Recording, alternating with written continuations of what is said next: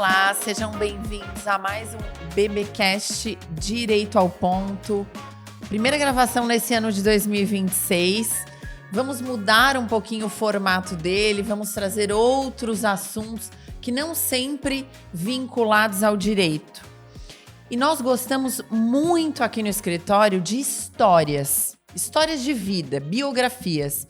Em reuniões, nós costumamos contar muitas histórias. Isso faz parte do nosso dia a dia. Gostamos de ler biografias. E pensamos, então, em trazer também, agora nesse BBcast, algumas histórias. E para começar, vamos começar no primeiro episódio sobre isso, sobre biografias, recebendo ou conversando com alguém que é de casa, fundador do escritório, Dr. Cláudio Borges. Seja bem-vindo. Oi, Giza. Oi, pessoal que está aí atrás da câmera. Só um pequeno reparo, eu não sou doutor, eu sou só Cláudio. Tá bom. Eu não entreguei a tese de doutorado, só fiz os créditos. Então, boa tarde. Boa tarde. Vamos conversando um pouquinho sobre essa história, sobre como se chegou ao direito. A gente já, num outro momento, conversou sobre a história do escritório, assim que a gente começou a falar sobre BBcast, sobre trazer histórias para cá, mas nunca diretamente histórias de vida, né? É o primeiro episódio sobre isso. E aí vamos te ouvir um pouquinho. Como é que o Cláudio foi parar no curso de Direito? Uma vez eu estava num congresso de Direito e aí os caras estavam falando por que os americanos não gostam dos advogados brasileiros. Porque os caras, eles pedem um negócio para dizer assim, como é que é a floresta atlântica de vocês? E aí os caras começam assim o parecer. No primeiro dia fez-se a luz. E vão contando a história toda, né?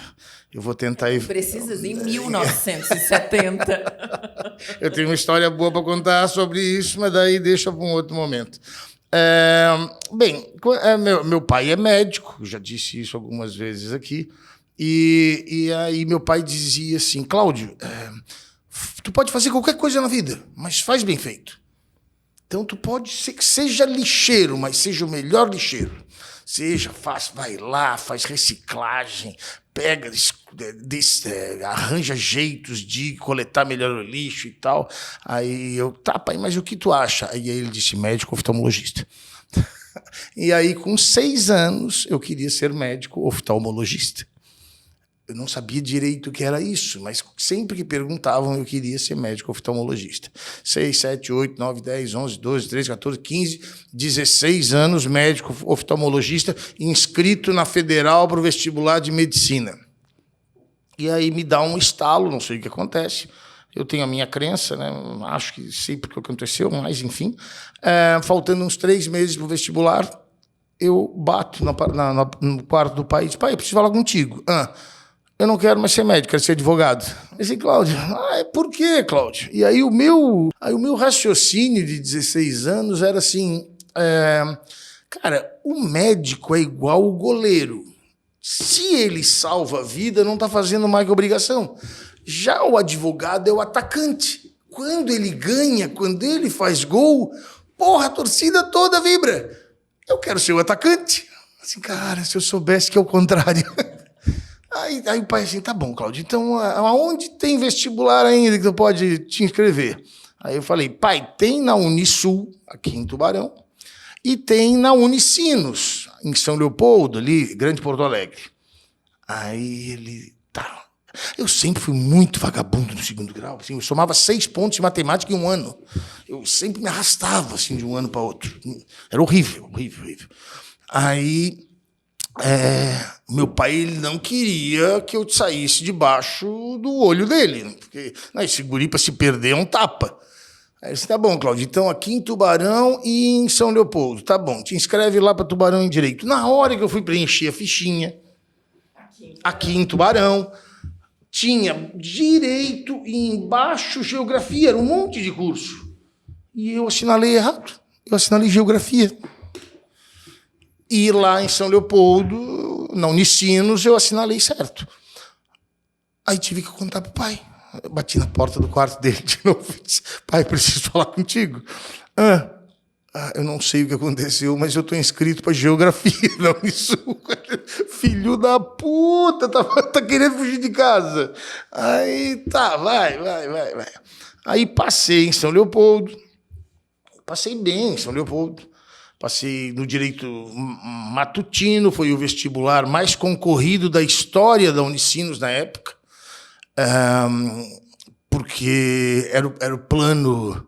É o do plano do Sarney lá, que todo mundo estava... O Brasil estava rico, porque tinha congelado todos os preços. Aí foi o vestibular mais concorrido, porque a Unicinos era famosa por pague para entrar, reze para sair. E não entrava todo mundo. E aí passei para o matutino. E o pai, sempre muito assustado. Não, esse filho da puta vai fazer algo errado. Certeza.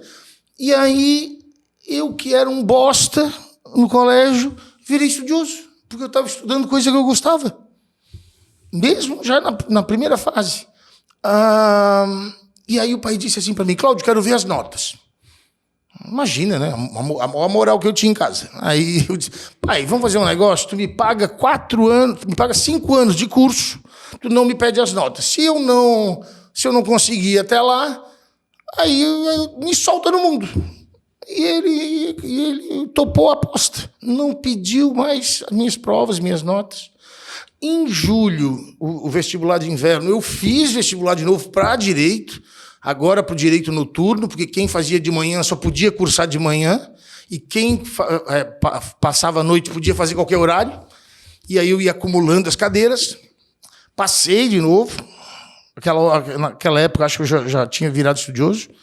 E aí eu ia me formar em 4 anos, porque eu ia jogando as cadeiras para frente.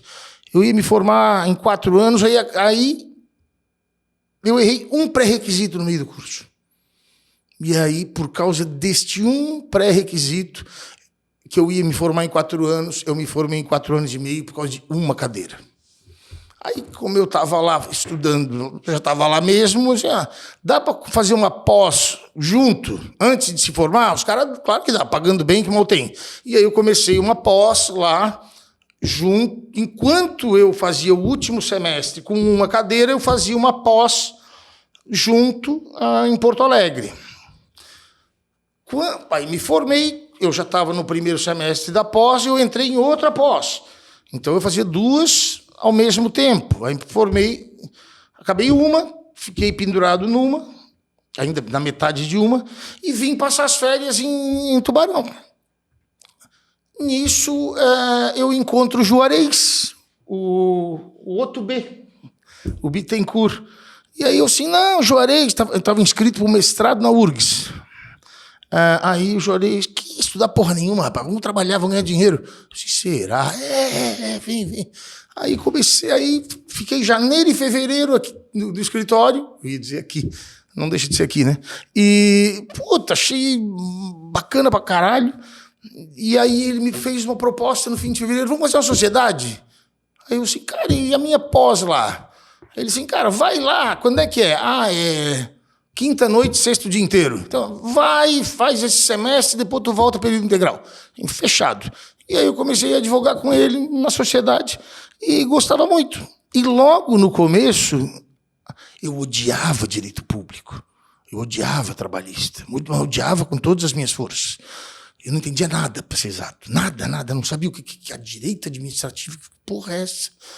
Porque a tua dedicação sempre foi no privado. Por causa do meu pai. Meu pai, quando eu entrei no vestibular de Direito, ele disse assim, então, já que tu não quer ser médico, tu vai cuidar das nossas coisas. E meu pai, ele foi médico, mas a poupancinha que ele fez para aposentadoria foi comprando imóveis e alugando. É disso que ele vive hoje.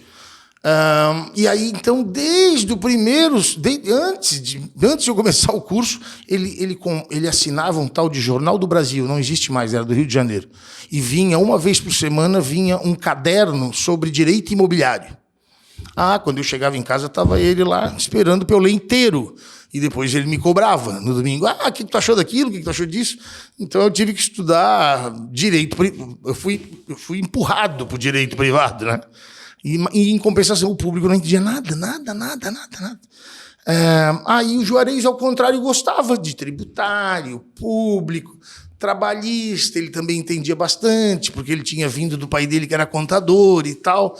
E aí, vamos dividir? Tu cuida desses, público e trabalhista, eu cuido dos outros, do privado e tal. Aí e aí foi assim que começou a divisão, e é assim até hoje. Depois a gente foi picando mais, né? Especializando mais, né? Tem um cara só para o trabalhista, e assim foi. Eu acho que tá explicado. Tá explicado.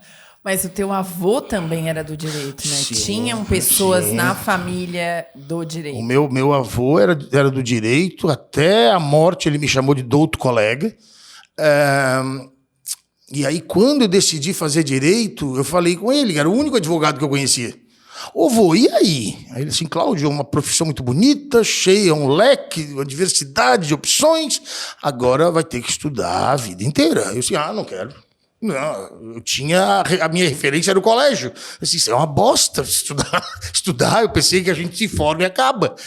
E ele, não, Cláudio, mas é um outro tipo de estudo, é um estudo que tu gosta, um estudo de coisas que tu vai estar interessado. Tu não gosta de cachorro? Na época eu era fanático por cachorro, estudava cachorro. Tu não gosta de cachorro? Gosto. Pois vai ser a mesma coisa. Tá, vou confiar. E aí, vindo para Tubarão, logo depois tu entrou na universidade como professor. Aí eu voltei, quando eu voltei, eu queria muito, muito, muito ser professor. Aí eu cheguei, tinha uma prova de títulos para ser professor na Unisul. Eu fiquei em segundo lugar. Contrataram só o primeiro lugar. Aí me inscrevi na outra pós-graduação. Agora aqui na Unisul, comecei a fazer, e lá pela Santos os alunos desta pós eram professores da Unisul. Acho que quase todo mundo era professor, menos eu. Aí eu fui lá, dei uma aula, e a coordenadora na época... Do curso de... A coordenadora do curso de Direito, nossa amiga Nilceia, ela disse, Cláudio, aí um dia... tá. Aí começou o semestre, e eles botaram... Eu sei que isso vai parecer machista, mas, dá um desconto. Eu fui criado assim. Eles botaram uma professora lindíssima para dar aula de contratos. E aí os alunos não gostaram. Em 2 semanas os caras fizeram abaixinado e tiraram ela. Aí a Nilceia me liga e diz assim, Cláudio, o que tu entende de contrato? Eu, assim, não é aquele negócio que 2 pessoas assinam e combinam alguma coisa? Ela assim, isto é o suficiente. Tu começa a dar aula amanhã de noite. Eu assim, tá bom. Passei, virei noite estudando, porque eu não tinha o timing da aula. Assim, os caras vão perguntar, não vão perguntar. Então, quando eu cheguei na aula, eu tinha 4 aulas prontas. Porque eu não sabia o tempo. Quanto de conteúdo usaria? Vai passando e eu não tenho mais o que falar. E aí, no final, os caras assim, parabéns, que aula legal. Eu disse, caceta. Porque eu pensava, se mandaram aquela lindeza embora, eles vão me bater. Depois que eu dei aula. E aí, ela também dava aula de títulos de crédito para o 9º semestre. O 6º semestre, na época, o Maurício, que já esteve aqui, era aluno. E no 9º semestre, também era um pessoal um pouquinho mais velho. O Heitor Venzin Júnior era o aluno da 9ª fase, e ela também dava aula na 9ª fase. Essa mesma professora.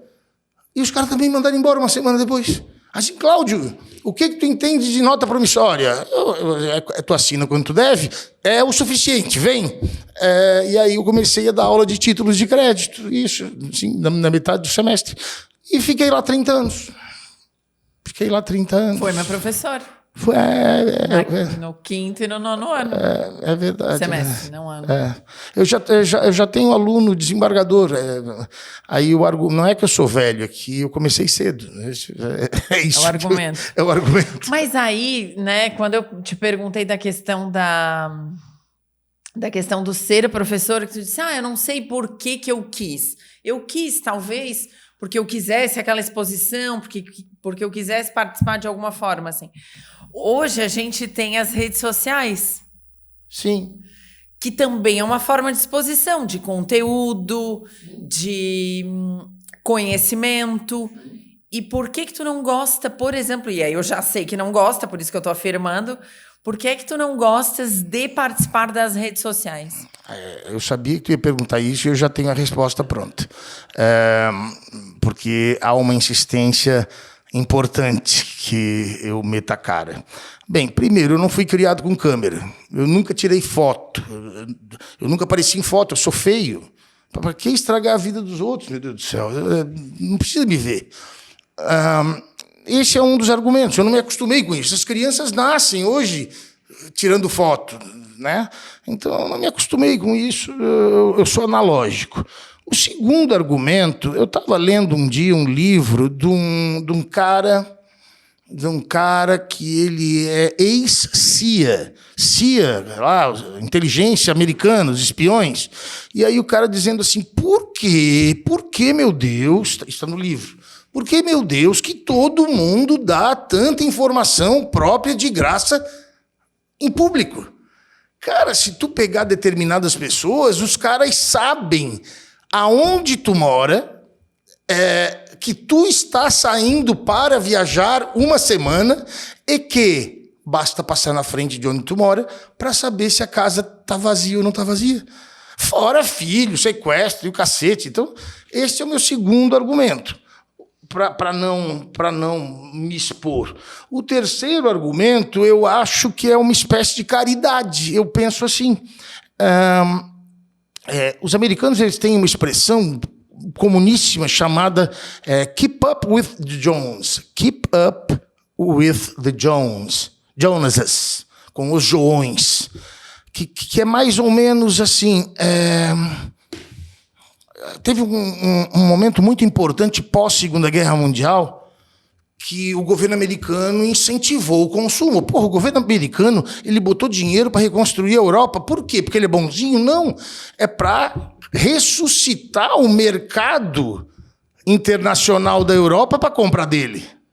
Então, ele fez a mesma coisa dentro de casa. Dinheiro, juro zero e tal. E aí os caras tinham carrão, tinham casão, tinham tudo de bom que não se tinha antes.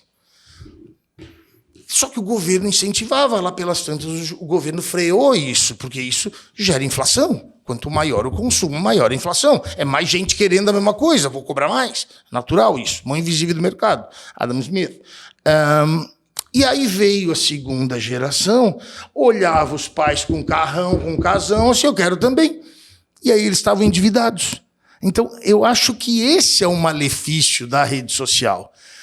Primeiro que são vidas são vidas assim de cinema, não é a realidade. Tem gente até que brinca com isso, ó, a minha vida é Instagram e a minha vida real, né? E aí, tu fica assim, viajei, e aí os caras, bicho, por que ele viaja e eu não viajo?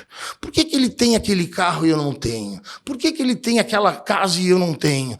Eu vou ter também. E como é que ele vai fazer isso? Ou vai jogar no tigrinho ou vai se endividar. Porque trabalhar ninguém quer. Desculpa, mas... Então, assim, por quê? Também para fazer a minha partezinha, aquela história do incêndio na floresta. Né? A bicharada está toda encolhida num canto e o fogo pegando. E o passarinho lá no rio, e levando uma gotinha de água no bico. Ô, seu otário, o que você está fazendo? Eu estou fazendo a minha parte. É pequenininha, é uma gota, mas estou fazendo. É isso. E hoje? A advocacia hoje? Eu cheguei onde eu queria. Cara, eu sonhava com isso. Depois que eu comecei a advogar, eu sonhava com isso. Eu nunca gostei do confronto direto. Nunca gostei de gritar em audiência, de se brigar em audiência. Eu sempre fui um produtor. Gosto de dizer que eu era um produtor intelectual. Eu gostava de estudar. Eu gosto de estudar. Eu leio 5 livros ao mesmo tempo, hoje ainda. Posso dizer quais são, se me provocarem. E aí, quando o Juarez morreu, a gente tinha 18 anos de sociedade, e essa era a nossa combinação tácita. Foi assim que as coisas se encaixaram. Ele era o Relações Públicas, ele era o cara que, não sei o quê, contava história, participava de jantar, ia não sei o quê na casa dos outros, participava de associação comercial, e eu era o escondidinho. Deixa eu estudar aqui, fazer minhas petiçõezinhas, meu estudo e tal. E aí, depois de 30 e poucos anos, eu consegui também, graças a ti, a chegar no ponto em que eu faço o que eu gosto na advocacia, que é estudar, participar de reuniões internas, estratégicas e tal, e não ir para o combate no fórum. Ano passado eu fui no fórum 4 vezes. É claro que às vezes aparecem clientes que dizem, eu quero que tu vá lá. Não, eu digo, eu vou, só que é mais caro. Por que é mais caro? Porque eu também acho que todo profissional liberal, o que a gente só tem uma coisa para vender no frigir dos ovos, é tempo. E quanto mais velho tu fica, menos tempo tu tem para vender. Porque tu tem menos vida útil. Então, assim, o tempo do mais velho tem que ser mais caro que o tempo do mais novo, naturalmente, em igualdade de condições. Os caras têm a mesma capacidade técnica. O cara mais velho tem que ser mais caro. Então, assim, quer que eu vá lá para um lugar onde eu não gosto de ir? Eu vou, mas é mais caro. Porque tem gente competente aqui e que gosta de fazer isso e vou confessar, faz melhor que eu. Então, se tu quer, bora. Pagando bem que mal tem, né? O velho ditado. E nesses 35 anos na advocacia, 40 anos tendo contato com o direito, que mensagem ou que conselho tu darias para quem está começando? Para quem está começando a ter contato com o direito agora. Bicho, é tanta coisa que o cara tem para falar, mas vamos. Se é para resumir numa só. Não, lembrei de uma agora. E isso serve para a vida, isso não serve para o direito. Quando eu passei no vestibular, eu estava faminto. Eu quero ler coisa quero ler coisa de direito, quero ler coisa de direito. Aí eu me perguntava, será que se eu comprar um dicionário, porque advogado fala difícil, se eu comprar um dicionário e comprar a lei, eu consigo entender? E aí eu fui visitar meu avô, que era advogado, morava em Brasília, ele era procurador do Exército. E aí eu peguei um livro lá que era assim, Conselhos de um velho rábula para um jovem advogado. Para deixar claro que é um rábula, antigamente faltava advogado. Se tu andar, não sei se ainda está lá hoje, mas se tu andar na Federal do Rio Grande do Sul, no prédio velho da Faculdade de Direito, tem uns quadros no corredor com a foto dos formandos do ano. Então, 1920, 5.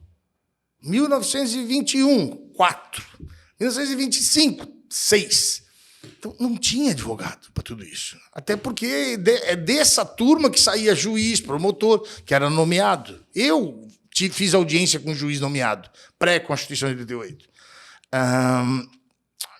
E o que era um rábula? Na falta de advogados, olha a ironia, 40 anos depois, na falta de advogado, eles permitiam que caras experientes que tinham lidado, que tinham trabalhado muito tempo em escritório de advocacia, advogassem.